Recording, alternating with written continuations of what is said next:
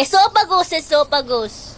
Habang tayo'y kumakain sa hapagkainan, syempre, hindi mawawala ang iyong esophagus. Mananatili yan panghabang buhay. Iingatan, papahalagahan mo yan. Dadaloy yan sa iyong sinapupunan. And I thank you. Galing. Ang ganda. Lapit mo. Yung may-ari ng esophagus, buntis pala eh. Hanggang sila pupunan niya sa stand.